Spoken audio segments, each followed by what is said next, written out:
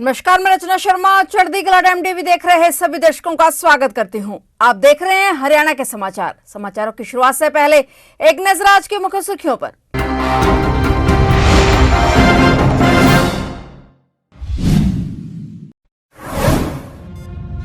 मुख्यमंत्री ने हिसार से 2000 करोड़ के प्रोजेक्ट किए शुरू। सीएम बोले 9.5 साल में दी 30 लाख नौकरियां। थाना सफीदों में तैनात एएसआई रिश्वत लेते रंगे हाथों गिरफ्तार। एएसआई सुधीर 30,000 की रिश्वत लेते एसीबी ने किया काबू। हरियाणा में रोडवेज बसों का चक्का जाम। पंजाब, चंडीगढ़, हिमाचल समेत सारे रूट किए ठप।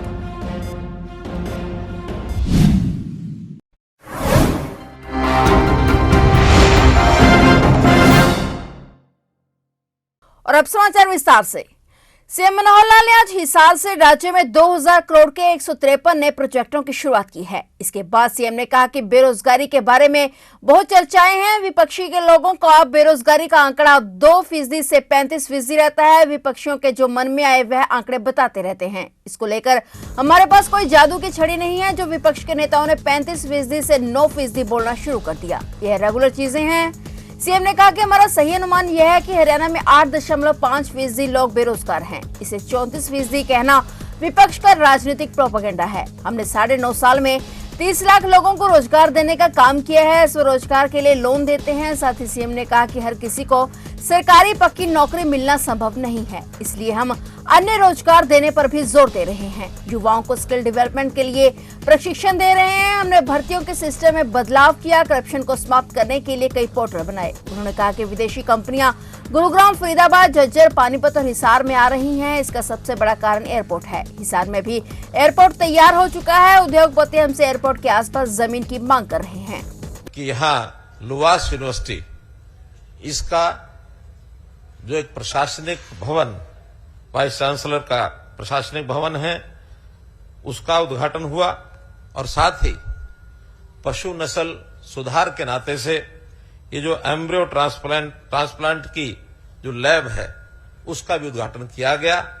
इस अवसर पर मैं यहाँ के सभी वैज्ञानिकगण, सभी प्राध्यापक, सभी विद्यार्थीगण, इनको विशेष बधाई और शुभकामना देता हूं कि अपनी यात्रा में ये बहुत आगे बढ़ रहे हैं। हरियाणा चूंकि कृषि प्रधान प्रदेश है, तो यहाँ के किसान की, कृषक की आय बढ़ाने के लिए खेती के साथ साथ जो अन्य एलाइड सर्विसेज हैं, अन्य जो सहायक ऐसे व्यवसाय हैं, उनको आगे बढ़ाने के लिए भी बहुत काम किया जा रहा है। इस अवसर पर यहाँ के सभी संबंधित लोगों को बहुत बहुत बधाई।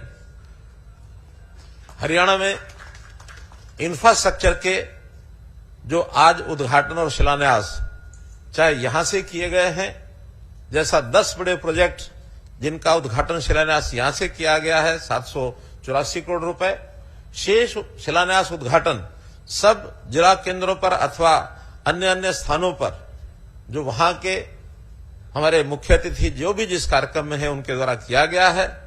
उन सबको भी, पूरे हरियाणा के लोगों को भी मैं अपनी ओर से बहुत बहुत बधाई और शुभकामना देता हूं।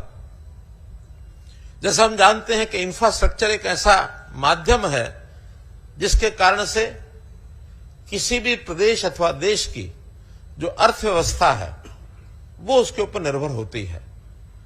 अमेरिकन लोगों का यह मानना है कि हमारे देश में जो इंफ्रास्ट्रक्चर है, कुछ लोग तो ये सोचते हैं कि वो धनी देश है, अमीर देश है, इसलिए वहां का इंफ्रास्ट्रक्चर शायद मजबूत है। लेकिन अमेरिका के लोग कहते हैं हमने पहले इंफ्रास्ट्रक्चर पर ध्यान दिया, हमारा इंफ्रास्ट्रक्चर मजबूत है, इसलिए हमारी अर्थव्यवस्था अच्छी है। तो वैसे तो एक दूसरे के साथ जुड़ी हुई चीजें हैं, लेकिन फिर भी जितना इंफ्रास्ट्रक्चर अच्छा होगा उसमें से दीर्घ काल तक आर्थिक व्यवस्था उस देश और प्रदेश की अच्छी बनती है। तो आज हरियाणा के नाते से हम ये कह सकते हैं कि हमारा जो भौतिक विकास है, इसमें हमारी प्रगति और समृद्धि जो लगातार हो रही है वो इसी के कारण से हो रही है। 76 योजनाएं ऐसी हैं जिनका शिलान्यास का कार्यक्रम हुआ। 1338 करोड़ रुपए की उनकी लागत हुई है। और ऐसे ही 76 परियोजनाओं का उद्घाटन भी हुआ है जिसका 686 करोड़ रुपए का और उस पर लागत आई है। तो इन कार्यक्रमों के माध्यम से हम पूरे प्रदेश में एक ये संदेश देने में सफल हो रहे हैं कि विकास हमारे लिए बहुत महत्वपूर्ण चीज है। मुख्यमंत्री मनोहर लाल रामलला के रंग में रंगे हुए नजर आ रहे हैं। 8 फरवरी को मुख्यमंत्री मनोहर लाल का अयोध्या दौरा है। इस दौरान सीएम मनोहर भगवान रामलला के दर्शन करेंगे। इस सिलसिले में मुख्यमंत्री ने जानकारी देते हुए कहा कि 8 फरवरी को अयोध्या जाने का शेड्यूल तैयार किया गया है। वहीं इस दौरान मुख्यमंत्री ने कांग्रेस नेता राहुल गांधी पर हमला बोलते हुए कहा कि राहुल गांधी को आस्था का पता और कोई समझ नहीं है। आज पूरा देश राम में है और उनको भी इस नाते से राम में होना चाहिए था। इससे पहले मुख्यमंत्री ने अपने चंडीगढ़ स्थित आवास संत कबीर कुटीर पर श्री राम ज्योति प्रज्वलित की। इसके बाद उन्होंने ट्वीट करते हुए लिखा कि श्री राम ज्योति प्रज्वलित करने की अत्यंत दिव्य और अलौकिक अनुभूति। पावन अयोध्या धाम में श्री रामलला भव्य मंदिर में विराजमान हो चुके हैं। बता दें कि सीएम मनोहर लाल भगवान रामलला के दर्शन करने के लिए अपने 8 फरवरी के अयोध्या दौरे को लेकर काफी उत्साहित है।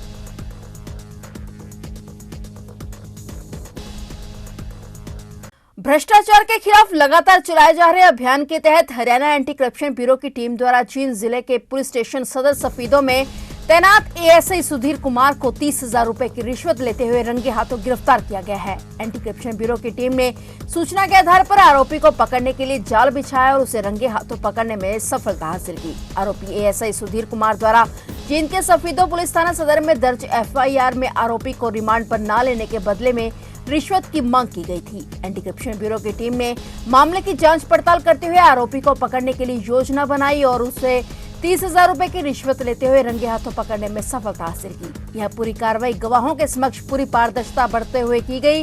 एंटी करप्शन ब्यूरो की टीम द्वारा सभी आवश्यक सबूत जुटाते हुए मामले की जांच की जा रही है। हरियाणा में आज दिल्ली, हिमाचल सहित अन्य इलाकों में जाने वाले यात्री बेबस हो गए। रोडवेज कर्मचारियों ने आज चक्का जाम कर दिया और इस वजह से बसों की आवाजाही ठप हो गई। चंडीगढ़ सहित हरियाणा के कई जिलों में रोडवेज की बस सेवा नहीं चल रही है और भारी ठंड में कर्मचारी धरना प्रदर्शन कर रहे हैं। हालांकि सोनीपत, झज्जर, बहादुरगढ़, कैथल में बसें चल रही हैं, लेकिन हरियाणा के चरखी दादरी में हरियाणा रोडवेज कर्मचारी साझा मोर्चा ने अपनी लंबित मांगों को पूरा करवाने के लिए हड़ताल की है। इससे सुबह के समय कई रूटों पर जाने वाली बस सेवा प्रभावित होने से लोगों को परेशानी का सामना करना पड़ा। इसी कड़ी में यमुनानगर में भी कर्मचारी नेताओं ने अपनी मांगों को लेकर यह हड़ताल जारी रखी। क्या नाम है सर आपका? कुमार कंबोज। सर क्यों आज ये हड़ताल रखी गई है? क्या मुख्य मांगे आपकी? आज हड़ताल इस वजह से है जी, हमने पहले कई दौर की बातचीत हमारे प्रधानमंत्री के साथ हमारे नेताओं की हुई और हमारी जो 5-7 मांगे हैं वैसे तो 16 सूत्रीय हमारी मांगे हैं, पर 5-7 मांगों में हमारी सहमति बढ़ चुकी थी। जैसे कि हमारी छुट्टियों की बात है, ईएल छुट्टियों की, वो सरकार काट रही है पीछे 95 से। लेटर निकाला सरकार ने भी, हम काटेंगे। फिर लेटर निकाला भी चलो हम उन छुट्टियों को हम पूरा जू का तू देंगे और हमारे कच्चे कर्मचारियों को 16 वाले जैसे हमारे चालक हैं उनको पक्का कर देंगे। हमारे जो पे ग्रेड है हमारे चालक का या क्लरिकल का, उसको हम उसकी जो वेतन है उनको दूर करेंगे। आपके हमारे विभाग में भर्ती होगी और बसें हम आपकी बढ़ा देंगे। और जो ये 265 मार्ग हैं इन पे हम सरकारी बसें लेंगे, प्राइवेट बसें नहीं लेंगे। और उल्टा सरकार उन पे प्राइवेट बसें दे रही 265 रूटों पे। और हमारी मांगे सरकार ने कई बार मान ली, उस पे मेज के ऊपर मान ली, पर ये सरकार मांगे उनको लागू नहीं कर रही, इसलिए ये हड़ताल है। हड़ताल पर चल रहे पटवारियों और कानूनगों को सर्व कर्मचारी संघ, रिटायर्ड कर्मचारी संघ, कंप्यूटर प्रोफेशनल संघ ने अपना समर्थन दिया है। रेवेन्यू पटवारा एवं कानूनगो एसोसिएशन अम्बाला के आह्वान पर वेतन बढ़ोतरी के लिए पिछले 21 दिन से धरना चल रहा है। हड़ताल के कारण लोगों के रजिस्ट्री, जाति सत्यापन, आय प्रमाण पत्र, इंतकाल, जमाबंदी, डोमिसाइल और अन्य काम प्रभावित हो रहे हैं। लोग तहसीलों के चक्कर लगा कर परेशान हो चुके हैं। हालात ऐसे ही रहे तो 1 फरवरी से गिरदावरी का काम कैसे शुरू होगा? पटवारियों का कहना है कि वेतन बढ़ोतरी को लेकर धरने पर बैठे उन्हें 21 दिन हो गए हैं। सरकार उनकी वेतन बढ़ोतरी की मांग नहीं मान रही है। सरकार ने पटवारियों का वेतन 25,500 से 32,100 रुपए करने की घोषणा की थी, जिसे लेकर रेवेन्यू पटवार एवं कानूनगो एसोसिएशन अम्बाला के आह्वान पर वे अनिश्चितकालीन हड़ताल पर चले गए हैं। हरियाणा में ठंड का प्रकोप जारी है। मौसम विभाग ने आज भी प्रदेश के 6 जिलों में कोहरा और कोल्ड डे का रेड अलर्ट जारी किया हुआ है। जिन जिलों में आज रेड अलर्ट जारी किया गया है उनमें अम्बाला, कुरुक्षेत्र, करनाल, कैथल, फतेहाबाद और सिरसा शामिल हैं। यहाँ कोल्ड डे और शीतलहर के आसार हैं। अन्य जिलों में ऑरेंज अलर्ट है। मौसम विभाग के अनुसार हरियाणा में 25 जनवरी के बाद पश्चिमी विक्षोभ के असर से रात के तापमान में 2 डिग्री तक बढ़ोतरी होगी। 27 जनवरी को फिर पश्चिमी विक्षोभ आएगा। वहीं हरियाणा में जनवरी के आखिरी हफ्ते में बारिश के आसार बन रहे हैं, जिससे अब हरियाणवियों को और ठंड सताएगी। केशकाला बोर्ड के वाइस चेयरमैन यशपाल ठाकुर ने कहा कि बिहार के पूर्व मुख्यमंत्री कर्पूरी ठाकुर को भारत रत्न देने की जो घोषणा की है वह इस फैसले का स्वागत करते हैं। साथ ही उन्होंने देश के प्रधानमंत्री नरेंद्र मोदी का आभार व्यक्त किया। उन्होंने बताया कि आजाद भारत के लिए स्वतंत्रता सेनानी रह चुके कर्पूरी ने बिहार राज्य में 2 बार बतौर मुख्य अतिथि जिम्मा संभाला था। सरकार ने घोषणा की है कि ठाकुर की जन्म शताब्दी वर्ष के दिन उन्हें भारत के सर्वोच्च नागरिक सम्मान से नवाजा जाएगा। यशपाल ठाकुर ने कहा कि वे सामाजिक न्याय के प्रतीक और महान जननायक सैन धर्मशाला कुरुक्षेत्र के प्रधान काला रायसन ने भी केंद्र सरकार का आभार व्यक्त करते हुए कहा कि यह हम सबके लिए गर्व की बात है और देश का सर्वोच्च सम्मान है। 2 बार बिहार के मुख्यमंत्री रहे, 1 बार उप मुख्यमंत्री रहे और जननायक के नाम से जाने वाले चौधरी कर्पूरी ठाकुर को भारत सरकार ने भारत रत्न देने की घोषणा की है। इस घोषणा के बाद पूरे देश में उनको चाहने वालों को में एक उत्साह है और उनकी 100वीं जयंती पर ये जो घोषणा की गई है उसको लेकर करनाल में भी सैन समाज के लोगों ने उनकी 100वीं जयंती मनाई है और उन्हें श्रद्धा सुमन अर्पित करने के साथ साथ सरकार का धन्यवाद किया जा रहा है। हमारे साथ हैं यशपाल ठाकुर जी, उनसे बातचीत करते हैं। ठाकुर जी, क्या कहेंगे? जननायक के नाम से उन्हें जाना जाता था और आज 100वीं जयंती पर सरकार ने उनके लिए भारत रत्न का ऐलान किया है। सबसे पहले तो मैं आपके चैनल का सभी का स्वागत करता हूं, धन्यवाद करता हूं।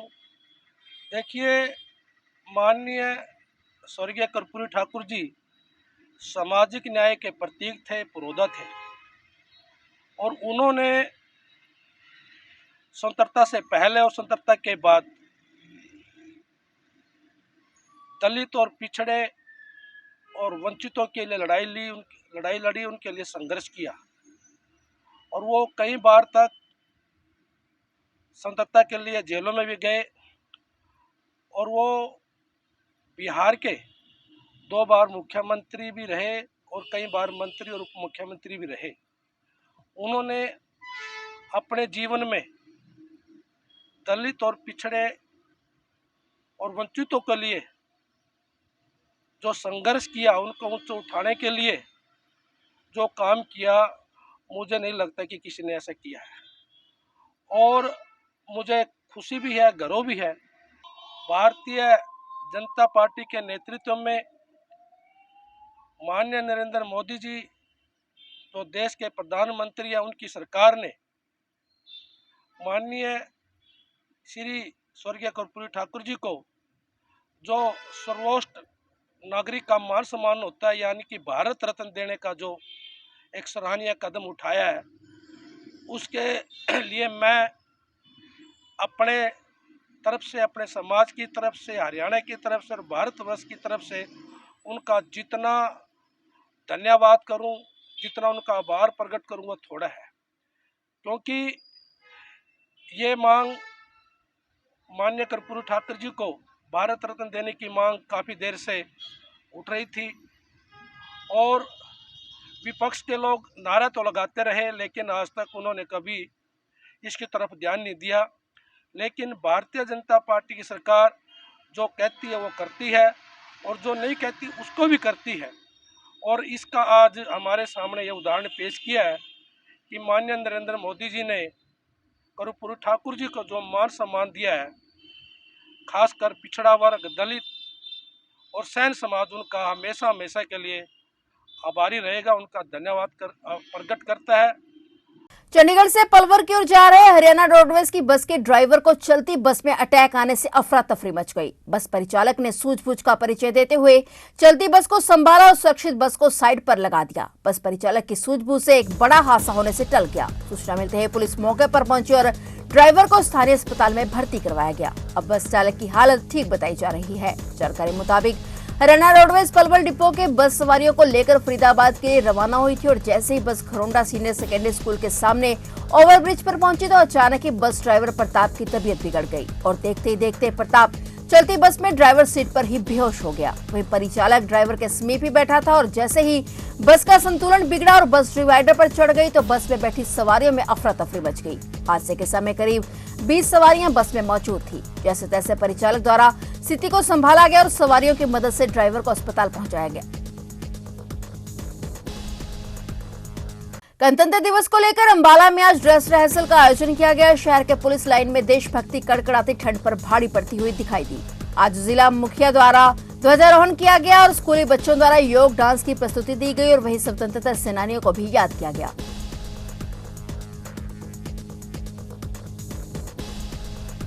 South Asian French kick boxing प्रतियोगिता और India open international French kick boxing का आयोजन स्पोर्ट्स कॉम्प्लेक्स सेक्टर 56 चंडीगढ़ में किया गया, जिसमें हल्का इंद्री के 3 बच्चों ने भाग लिया। यह प्रतियोगिता उज्बेकिस्तान, नेपाल, बांग्लादेश, भारत के बीच हुई, जिसमें हरियाणा के खिलाड़ियों ने भी कई पदक अपने नाम किए, जिनका इंद्री बस स्टैंड पर पहुंचने पर काफी संख्या में लोगों ने उनका स्वागत किया। सबसे पहले तो जो ज़्यादा सपोर्ट रहती है वो घर से रहती है, क्योंकि जो पहला स्कूल है वो घर है।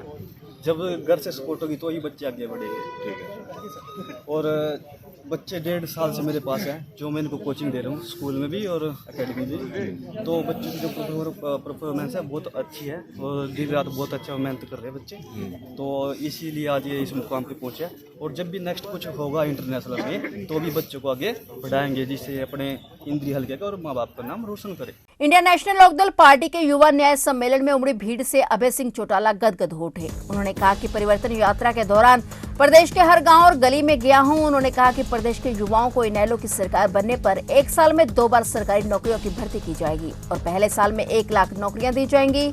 सभी स्कूल, कॉलेज और हॉस्पिटल में खाली पदों की प्रति 6 महीने में भरे जाएंगे और पेपर लीक के खिलाफ कानून बनेगा। सभी भर्ती पहले से ही तारीखों पर पूरी होगी और पहले ही साल में 80,000 कच्चे कर्मचारियों को पक्का किया जाएगा। ये अभय सिंह चौटाला ने प्रदेश के युवाओं को संकल्प दिया है।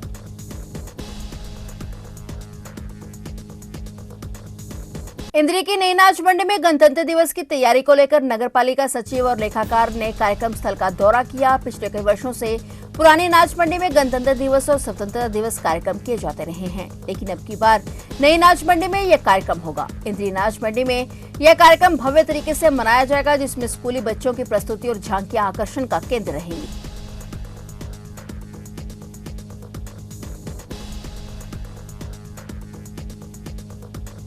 तो ये थे हरियाणा के समाचार और नए समाचारों के साथ फिर से हाजिर होंगे। तब तक के लिए देखते रहिए चढ़ती कला टाइम टीवी।